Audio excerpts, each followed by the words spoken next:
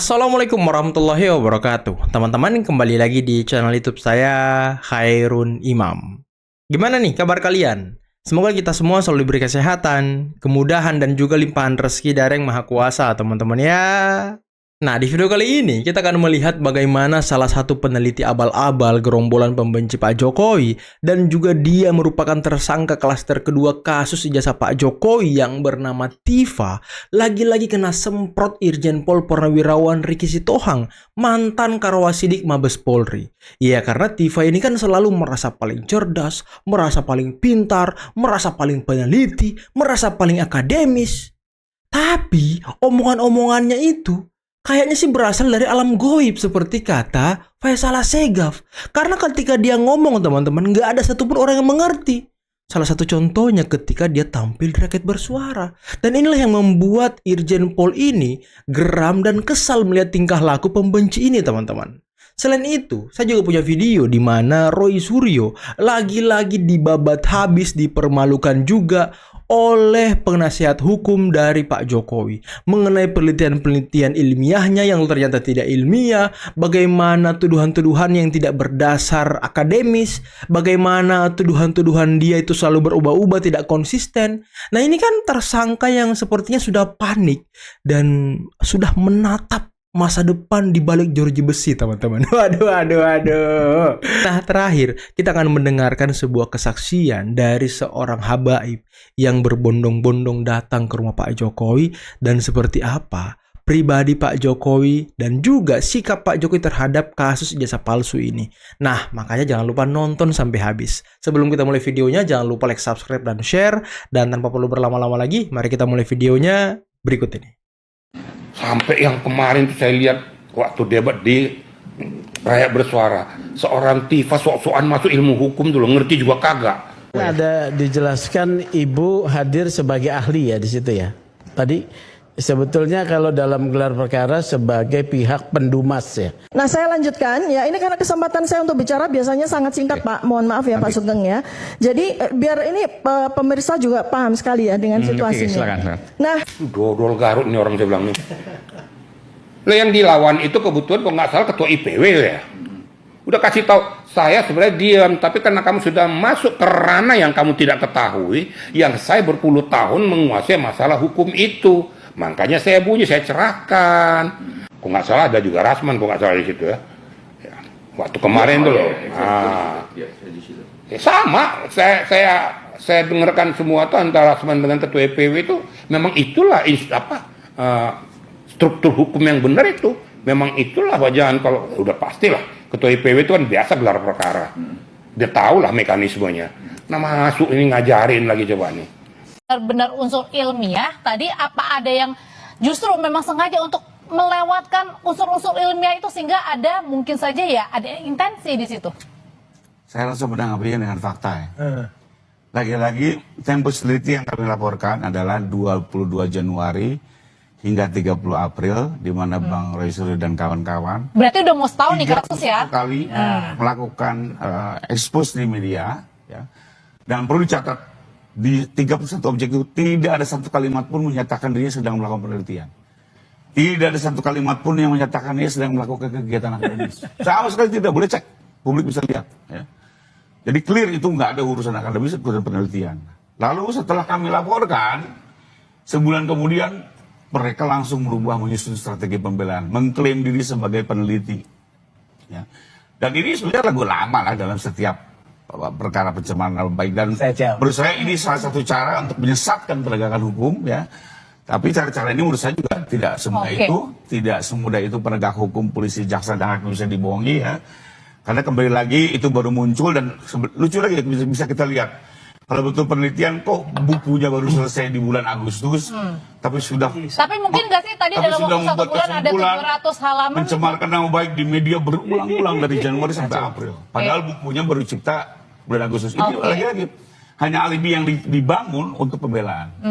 Mata saya itu kan mata yang udah lebih dari 48 tahun melihat foto. Oke. Jadi udah kelihatan. Masih terus mata nggak gitu. percaya Bang Rifai? Juara foto mengalahkan Darwis. Oh iya, kalau itu betul. Tapi oke, yang itu juga itu beda sumber loh Pak. Nggak boleh mana. Yang satu itu dari UGM, yang polisi itu dari UGM, itu file UGM. Yang mana nih yang dari Abu-abu, UGM? itu file UGM. Ya. Yang satu dari Dian Sandi di sosial media, itu ceritanya kan. Makanya kan nggak sama, boleh saya tapi tanggapi? dua-duanya identik katanya. Nah kembali lagi sekarang, ini kan bicara, saya nyambung aja lab. Ya. Artinya apa? Soal identik tidak identik. Apakah bisa membuktikan palsu tidak palsu? Tidak juga. Ya itulah Ini makanya. kan suatu pengetahuan dasar dan dia sepakat.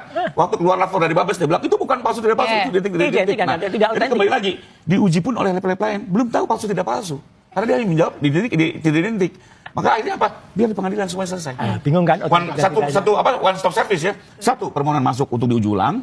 Misalnya nih kalau diuji ulang ternyata sama-sama asli, berarti selesai. Tapi kalau lapor bilang asli, misalnya Brin bilang palsu, maka hakim juga punya third opinion. Ya. Dia tunjuk satu lembaga lagi untuk menentukan yang ketiga. Bisa itu. Oke. Dan hakim bisa leluasa. Oke, tapi sebelum masuk ke Kembali pengadilan. lagi, setelah identik tidak identik pun ada apa? Tetap harus dijawab palsu tidak palsu kan? Keterangan saksi perlu didengar, bukti lain harus diperiksa. Sehingga memang apa? Ini harus selesai di pengadilan. Lebih cepat masuk ke pengadilan, lebih clean and clear. Oke, tapi One step dan semua terang benderang. Bang Rifai, sebelum masuk ke pengadilan, sebenarnya kalau yang tadi kalau kategori ada dua kategorinya Mas Reza katakan termasuk scientific error atau scientific misconduct, ini masuk yang mana? Ada unsur kesengajaan, memang kerja ilmiah atau sebaliknya? Maaf, Bukan. kalau saya kembali lagi ke fakta, Mbak. Saya nggak mau tergiring dengan pembelaan yang dibangun oleh tersangka, ya. Karena faktanya saya lihat dari tayangan 31 sosial media sejak Januari hingga 30 April, it's clear tidak ada satu kalimat yang menyatakan mereka sedang meneliti, Kan bahasanya. mereka sedang melakukan melakukan Mereka tindakan akademis. pengacara Karena itu kami clear. gitu. Kalau kami tahu memang ini betul-betul murid penelitian, ya nggak mungkin juga Pak Jokowi laporin beliau ini juga apa bijak gitu ya, nggak mungkin. Tapi udah jelas Siapa nggak itu kenal Jokowi? intensinya jelas menyerang. Intensinya adalah menyerang, mendiskreditkan, menuduh palsu. Bahkan waktu itu kalimatnya coba 1 miliar %, Mbak. Apakah seorang peneliti bisa menggunakan kalimat 1 miliar %? Oke. Lalu ada kalimat lagi, asingkan Jokowi. Apa rusak kambingkan Jokowi? Apakah itu kalimat Oke. peneliti? Ya. Sehingga kalau kami, mohon maaf, kami tidak melihat ini sebagai upaya penelitian. Oke. Itu saya. Saya lebih layak sebenarnya ke Pak Gibran yang duduk di sana karena saya punya ijazah asli. Hei, anak babi, bapakmu ibumu ya. Sekarang gini aja. Kalau kau memang merasa lebih layak dari wapres itu untuk duduk jadi wapres, kenapa enggak kau mencalonkan diri? Hah? Kenapa? Wapres itu dipilih ya oleh masyarakat Indonesia mayoritas 58% ya. Jadi beliau itu tidak ujuk-ujuk duduk di sana jadi wapres babi ya, pakai otakmu ya. Kau jangankan jadi wapres, gue jamin 1000% lu mendaftar jadi RT aja belum tentu dipilih orang ya. Jadi kau harus sadar di sini ya, jangan keluar bacotmu itu, dasar anak kau ya. Sekarang saya challenge kau, coba nanti ya di 2029 ya kau mencalonkan jadi apa kek, mampu nggak kau ya. Jadi kalau ngomong itu ya ukur dulu dirimu siapa, cuma gembel, cuma anak kau ya, sok cuap-cuap kau bilang karena ijazah saya asli, ijazahmu asli tapi otakmu ya isinya jamban pukima ya. Itulah makanya kau asal ngomong seperti ini ya. Entah siapa namanya ini, coba netizen yang tahu namanya, yang tahu akunnya spill biar saya langsung serang ke sana ya. Anak babi ini asal ngoceh aja ya, pukima ini. Diko dawuh sama beliau, kami apa yang beliau perintahkan kepada saya kata Pak Jokowi, ya kami ini sebetulnya kalau nggak diadem-ademi sama Pak Jokowi udah bertindak lebih jauh Pak. Jadi jangan dikira Pak Jokowi itu sendirian, ribuan orang ulama kiai habaib itu yang di bawah asuhan beliau itu sangat banyak sekali. Saya sih dalam rangka belajar sama beliau. Belajar sabar, belajar menerima sosok yang dingin, orang yang luar biasa, figur seorang negarawan selalu tidak terpancing dengan isu-isu yang saat ini. Saya seorang praktisi, akademisi hukum juga, saya seorang profesor juga dalam hukum. Jadi saya melihat isu-isu yang ada ini adalah isu yang tidak perlu ditanggapi. Banyak belajar dari beliau. Tapi ada rombongan banyak sekali tuh. Iya dari majelis taklim. Jadi rencananya yang mau ikut itu lebih dari 50 bis. Cuman saya clear. Ada 50 bis yang mau ke sini karena liburan nggak kebagian bis. Oh, iya. Bertahap. Tapi juga mendoakan untuk Pak Jokowi. Iya. Kami seluruh ulama, kiai, habaib dimanapun berada, senantiasa mendoakan Pak Jokowi diberikan sehat panjang umur. Sehat terus beliau. Tapi buat foto sama Bang Windra. Oh iya. Gimana? Iya. Ini fans. Saya ngefans sama beliau. Luar biasa. Jadi keinginan kami menjaga Pak Jokowi udah diwakili beliau. Luar biasa. Tapi yang ngomongin Pak Jokowi, tapi kok Pesan khusus itu. pesan khusus saya sendiko dawuh sama beliau. Sami'an wa ato'. Apa yang beliau perintahkan kepada saya melaksanakan. Ya, saya seorang pecintanya beliau, orang yang sayang terus beliau. Sejak tahun 2016 saya Ini kan lagi ada isu data itu ikut mendoakan Pak. Oh iya, makanya saya sudah sering bersuara masalah itu. Jadi orang sekelas Pak Jokowi ngapain menanggapi isu yang orang? Jadi orang sekelas Pak Jokowi, ya kami ini sebetulnya kalau nggak diadem-ademi sama Pak Jokowi udah bertindak lebih jauh, Pak. Jadi jangan dikira Pak Jokowi itu sendirian. Ribuan orang, ulama, kiai, habaib itu yang di bawah asuhan beliau itu sangat banyak sekali. Kalau beliau perintahkan bergerak, Pak. Cuman beliau sing tenang, sing ada jaga Pak Prabowo, jaga Mas Gibran.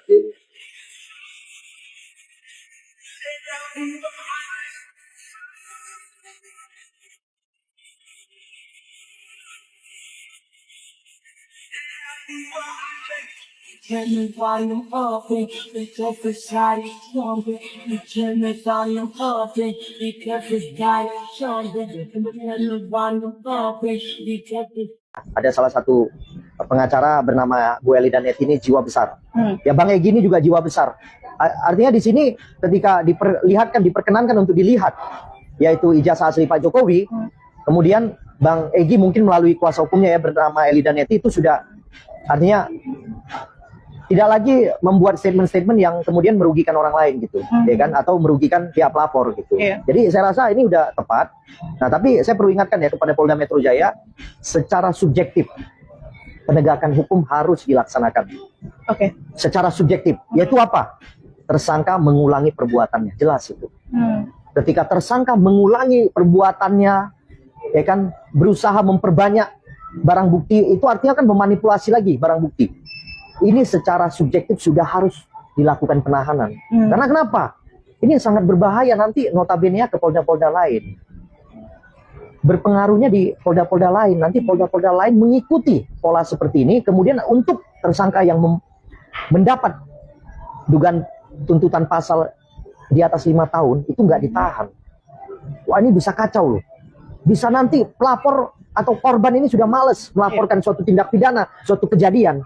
Padahal selalu polisi bilang kalau ada Anda diintimidasi, lapor segera, tekan 110, ya kan? Anda diganggu collection atau ada premanisme, tekan 110.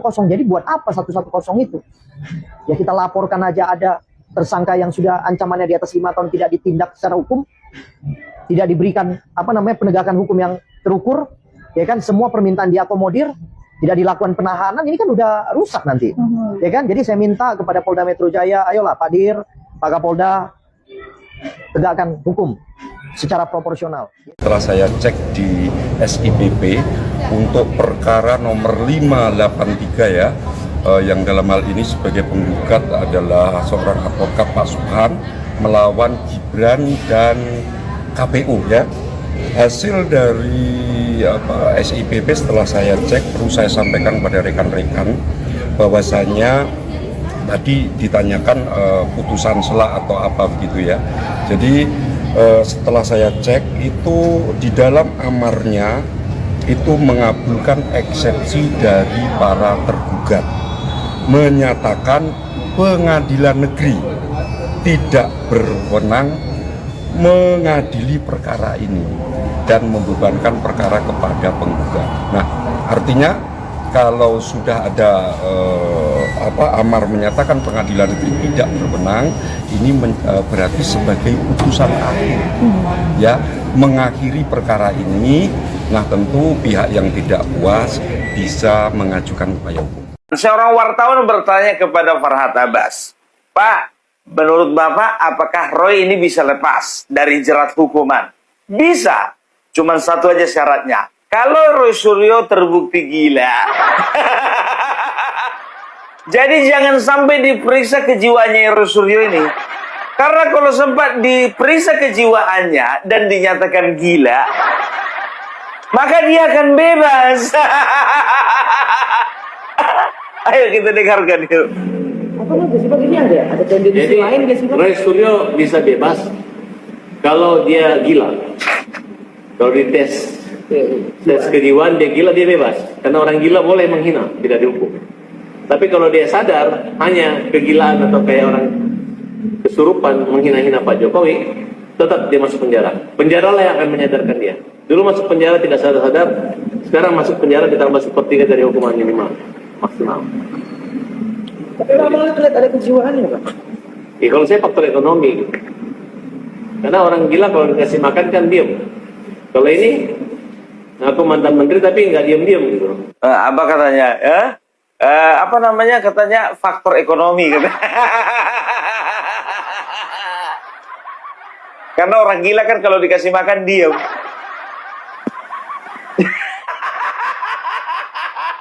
Hari Ibu ini kami hanya ingin mengingatkan kalau kami ini sebetulnya tugas kami memang bukan di jalan, tetapi karena 10 tahun kemarin ada kebijakan-kebijakan yang sangat merugikan rakyat yang akhirnya memaksa kami untuk turun ke jalan. Jadi nanti foto-foto kami itu isinya adalah kebijakan-kebijakan Jokowi selama 10 tahun yang kira-kira merugikan rakyat. Terhadap apa yang dilakukan oleh Jokowi ini sampai sekarang sangat terasa ya. Jadi untuk kedepannya kami akan terus bergerak, tapi satu tuntutan kami, adili Jokowi, tangkap dan adili Jokowi terhadap Pak Prabowo. Itu aja, karena gini, selama Prabowo memerintah ya, sudah hampir mau 1 tahun lewat, sebetulnya belum ada yang dibuat oleh Prabowo. Karena beliau sedang sibuk cuci piring apa yang telah dilakukan oleh Jokowi. Setelah ini kami mungkin melalui podcast gitu ya, dan kami menghimbau dan kami ingat dosa Jokowi itu bukan hanya di ijazah aja, karena kami melihat banyak orang ijazah itu memang salah satu yang sangat penting untuk pemimpin negara ya, karena ijazah, karena background pendidikan itulah yang membuat menjadi background terhadap setiap kebijakan yang dibuat oleh pemimpin kita. Ahli yang kita ajukan hari ini adalah satu, saya sebut namanya adalah Rocky Gerung. Dan sudah confirm melalui Dr. Tifa bahwa Rocky Gerung akan menjadi saksi ahli, menjadi ahli dalam proses perkara berikutnya. Kapan itu dipanggil kita belum tahu. Ini kan sudah mau libur akhir tahun segala macam. Sing penting hari ini kita menambahkan 3 ahli dan 3 saksi biasa. Ini saya kira penting sekali agar nanti jangan ada mispersepsi bahwa sebelum akhir tahun ada ini gitu loh. Jadi semua ahli itu akan diperiksa dulu. Nah teman-teman, itulah tadi beberapa video yang bisa kita simak, yang bisa kita saksikan pada kesempatan kali ini. Dan gimana menurut kalian? Coba kalian komen di bawah pendapat kalian mengenai rencana kuasa hukum dari Roy Suryo CS yang ingin menjadikan Rocky Gerung sebagai saksi ahli. Waduh. Ini Rocky Gerung saksi apa sih? Ahli apa sih dia? Apakah dia ahli bahasa? Apakah dia ahli hukum? Ataukah dia ahli nujum, ya kan? Ataukah dia ahli prediksi kayak Tifa, ataukah dia ahli apa teman-teman, digital forensik, ahli hukum, psikologi, atau apa ini? Ataukah Rocky Gerung memang ahli segala bidang, makanya dia diundang untuk jadi saksi ahli? Waduh. Mungkin ya Rocky Gerung bisa menghipnotis sebagian orang, tapi ya masih banyak orang yang tidak bisa terhipnotis dengan retorika indahnya. Yang kalau saya pikir ya, orang yang dengan retorika tinggi itu belum tentu bisa bekerja, teman-teman. Contoh ya capres mereka kemarin. Aduh. Coba kalian komen di bawah ya. Tapi mengenai dengan aksi-aksi ibu-ibu itu di hari ibu, aksinya di hari ibu, tapi isunya adili Jokowi. Nyambungnya di mana, Bu? Aduh. Ini kok ngelihat ibu-ibu ini makin miris gitu ya kan? Apakah mereka tidak mendapatkan ucapan hari ibu dari anaknya atau dari siapapun gitu? Makanya agak-agak goyang gitu ya kan isi otaknya. Lucu banget akrobatik pembenci ini ya. Tapi tadi ya luar biasa ya, Bang Rifai, penasihat hukum dari Pak Jokowi, membabat habis menelanjangi penelitian-penelitian yang katanya peneliti ya dari Roy Suryo yang selama ini digembar-gemborkan, yang ternyata kita sudah mendengarkan faktanya tadi bahwa sebelum Pak Jokowi melapor atau sebelum kasus ini ramai, mereka ini belum mengatakan penelitian lah, belum mengatakan ini akademis lah, belum, masih tuduhan-tuduhan liar. Tapi setelah dilaporkan, ternyata baru mereka mengubah ini menjadi isu peneliti. Waduh. Apakah mereka mau bersembunyi di balik penelitian? Apakah mereka mau bersembunyi di balik status akademis mereka yang ternyata bukan akademis? Yang Polda Metro saja mengatakan ya karya ilmiah dia atau penelitian ilmiah dia itu nggak ilmiah, teman-teman. Karena tidak menjunjung tinggi etika dan moral dalam peneliti. Waduh, ini luar biasa ini. Polda Metro sudah mengatakan demikian, ya mau apa lagi?